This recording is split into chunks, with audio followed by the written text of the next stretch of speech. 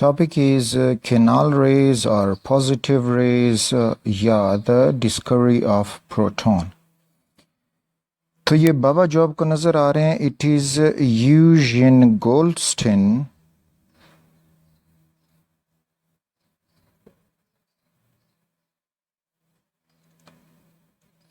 और इसने ये एक्सपेरिमेंट किया जिसमें प्रोटॉन की डिस्कवरी हुई। अब इनको केनाल रेज पॉजिटिव रेज ये क्यों कहा गया?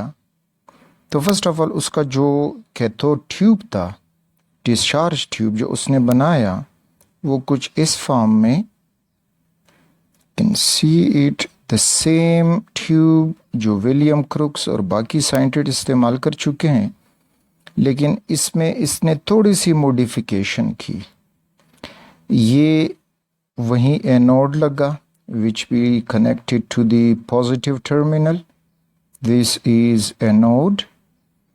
और उसने जो कैथोड बनाया तो वो इस किस्म का प्लेट रखा और इसके दरमियान सुराख छोड़े, तो ये हुआ cathode connected to the negative terminal. यानी ये कैथोड जो था इट वाज परफोरेटेड, सुराखदार, परफोरेटेड, और दीज पोर्स को उसने कहा canals, and pores were called as canals.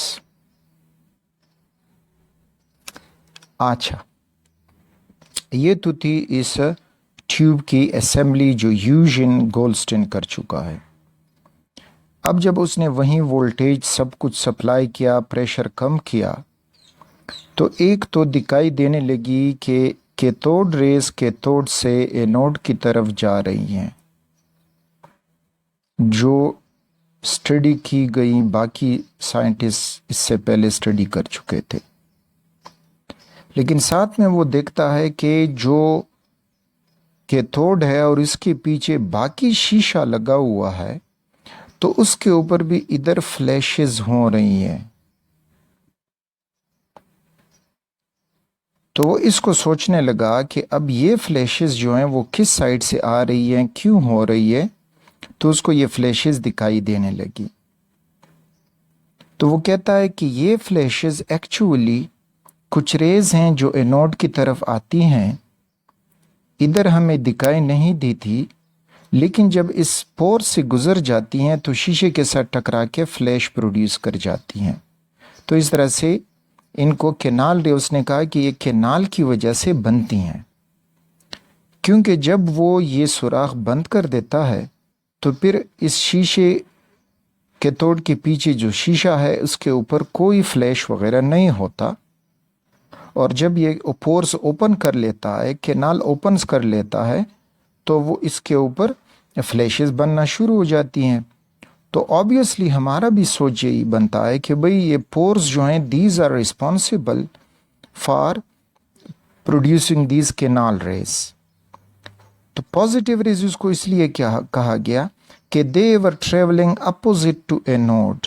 Anode positive है, कैथोड नेगेटिव है, तो वो एनोड की तरफ से कैथोड की तरफ आ रही हैं। सो मीन्स कि they have a positive charge and they are attracted by the negative cathode. ये गोल्डस्टिन की डिस्कवरी थी उस वक्त की, और बाकी साइंटिस्ट फिर इस पे भी सोचने लगे कि आखिर ये क्या चीज़ है जो हमारे सामने आ रही है। तो इनकी अब एक एक प्रॉपर्टी उसी तरह ही साइंटिस्ट डिस्कवर करते गए, जो हमने कैथोड रेज में समझा कि ये हैं दीज आर पॉजिटिवली चार्ज्ड, क्योंकि ये नेगेटिव टर्मिनल की तरफ या नेगेटिव प्लेट की तरफ अट्रैक्ट होंगी, और बाकी चार्ज हैं तो also deflected, also deflected by magnet, और मैग्नेट इनको भी डिफ्लेक्ट करता है। तो इसका मतलब है कि मैग्नेट ने ये प्रूव किया कि दे आर चार्ज्ड, और फिर पॉजिटिव चार्ज प्रूव किया कि वो नेगेटिव प्लेट की तरफ बेंड होती हैं अगर हम उनके सामने इलेक्ट्रिक फील्ड रख दें। तो ये ऑब्जर्वेशन हो गई and they were termed as they have positive charge. दूसरी कि ये भी can rotate pinwheel placed in their path।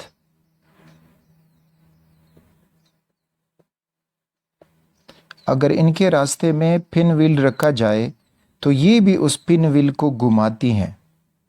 तो अगेन इससे पता ये चला कि these are material nature, material हैं या मेटीरियल पार्टिकल्स हैं। मेटीरियल पार्टिकल मीन्स कि ये मास रखते हैं और फिर जब मोशन में होते हैं तो वेलोसिटी रखते हैं, और फिर product of mass and velocity is momentum. तो मोमेंटम भी ये शो करेंगे।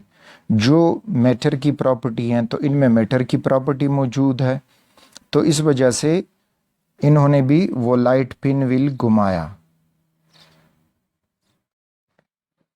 तीसरी प्रॉपर्टी ये आपको याद होना चाहिए, इससे भी क्वेश्चन भी पूछे जा सकते हैं कि इनका जो चार्ज टू मास रेशियो है, charge divided by mass ratio depends upon the gas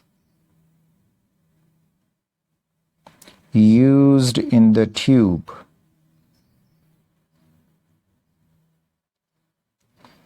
यानी ट्यूब में आपने हाइड्रोजन गैस इस्तेमाल किया तो इसकी चार्ज टू मास रेशियो अलग होगी, जो कैलकुलेट की गई, that is 9.54 into 10 power 7 coulomb per KG, ये हाइड्रोजन के लिए।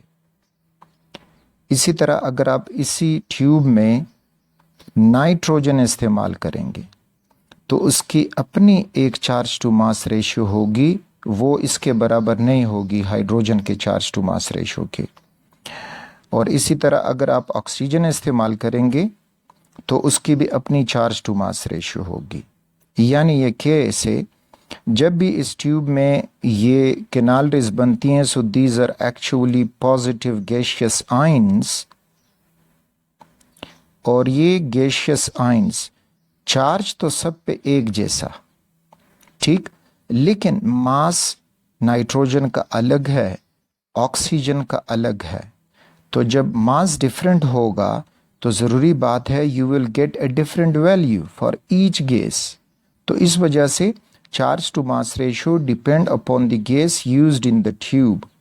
और कैसे होगा कि ये charge divided by mass is equal to answer. अब आंसर, चार्ज तो कांस्टेंट है, आंसर और एम मास एक दूसरे के इन्वर्सली प्रोपोर्शनल है। अगर एक गैस का मास ज़्यादा है तो उसका आंसर कम आएगा, और अगर किसी गैस का मास कम है तो उसका आंसर ज़्यादा आएगा।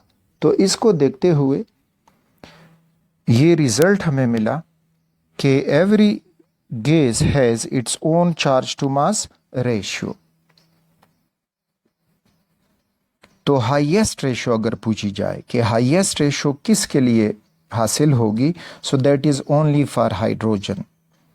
तो hydrogen used in the tube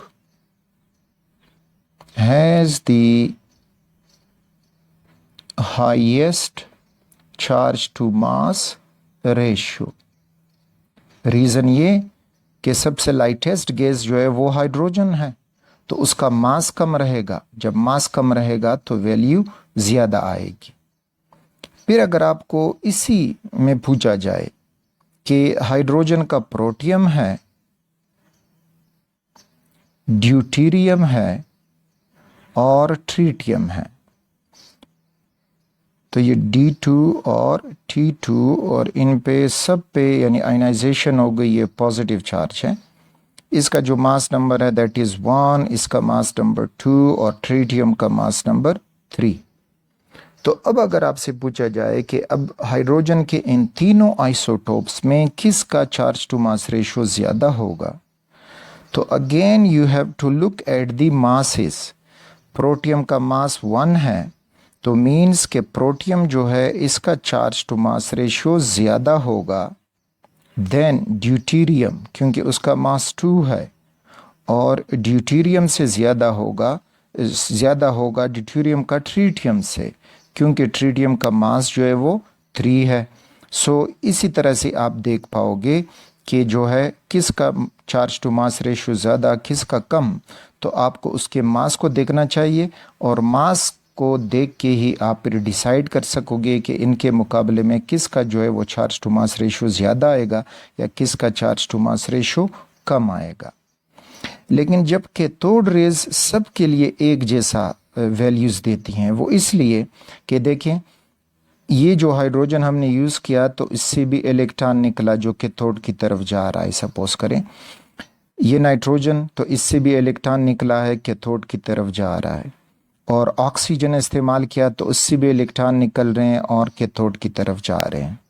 so all these 3 electrons have same nature irrespective of their origin, यानी अगर वो हाइड्रोजन से निकले, नाइट्रोजन से निकले, ऑक्सीजन से निकले, जिससे भी निकलेगा तो उसका जो नेचर इलेक्ट्रॉन का होगा वो वही होगा, मास चार्ज भी वही रखेगा, मास भी वही रखेगा, और फिर इनका charge to mass ratio 1.7 into 10 power 11 coulomb per kg, तो ये उनकी चार्ज टू मास रेशो भी होगी।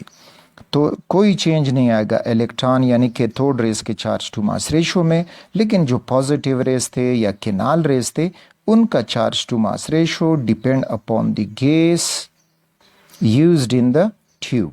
तो ये एक सेक्शन बी में पूरा क्वेश्चन पूछा जा सकता है, और इसी में आपको मुख्तलिफ ट्रिक्स दिए जा सकते हैं एमसीक्यूज़ के लिए।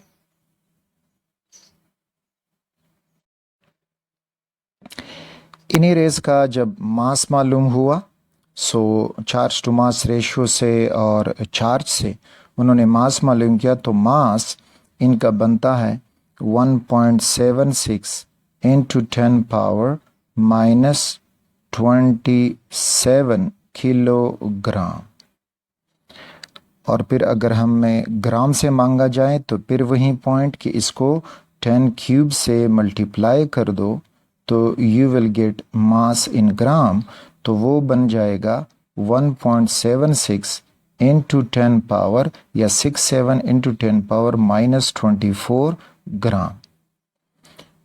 अच्छा, अब आप बता सकते हैं कि इस प्रोटॉन का मास अब AMU में कितना होगा।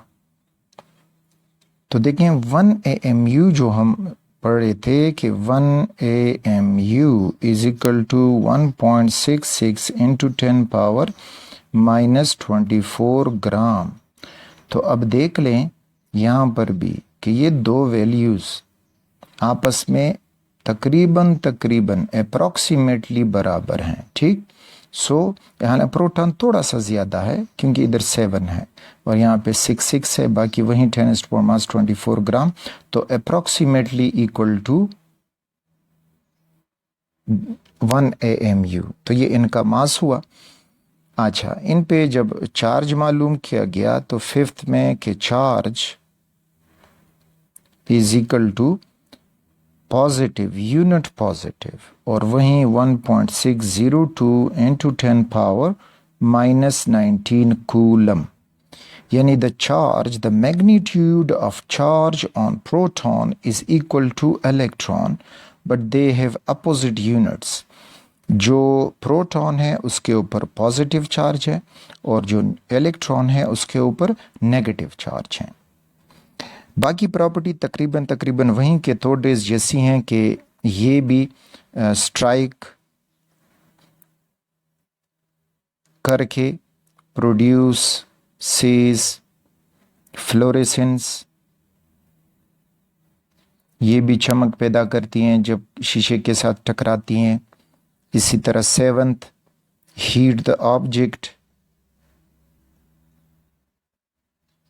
On which they fall. जिस चीज़ पे गिरती हैं तो उसको गर्म कर जाती हैं। तो बाकी जितने भी प्रॉपर्टी हैं प्रोटॉन और इलेक्ट्रॉन की नेचर के मुताबिक जो हैं दे आर सेम। बस जस्ट दोनों में अगर फ़र्क पूछा जाए तो फ़र्क दोनों में मास का है, फ़र्क दोनों में चार्ज जो है यूनिट ऑफ चार्ज है उसका है, फ़र्क दोनों में चार्ज टू मास रेशियो का है, और फिर फ़र्क दोनों में ये है कि electron reside outside the nucleus and proton reside inside the nucleus, यानी एक जगह पे रहते हैं जिसको न्यूक्लियस कहते हैं। बाकी स्पिन है तो दोनों स्पिन करते हैं, प्रोटॉन भी स्पिन करता है और इलेक्ट्रॉन भी स्पिन करता है। सो ये पार्टिकल जो यूजिन गोल्डस्टीन ने डिस्कवर किया तो it was called as proton. Proton from proteus पुराना, तो पुराना मीन कि हाइड्रोजन सबसे पहला एलिमेंट वो समझते हैं यूनिवर्स में कि ये बना है। तो इस वजह से हाइड्रोजन पे जब एक्सपेरिमेंट हुई तो उसमें ये डिस्कवर हुआ, सो इस वजह से इसको प्रोटॉन का नाम दिया गया। क्योंकि हाइड्रोजन जो है ये हाइड्रोजन का एटम है तो इसका एटॉमिक नंबर मास नंबर 1 है, तो मीन्स कि it has 1 proton in the nucleus and 1 electron revolving around it. जब ये हाइड्रोजन आयन बनेगा तो इसमें अब इलेक्ट्रॉन मौजूद नहीं है, जस्ट एक ही प्रोटॉन इसके न्यूक्लियस में मौजूद है। So this is why it was termed as proton.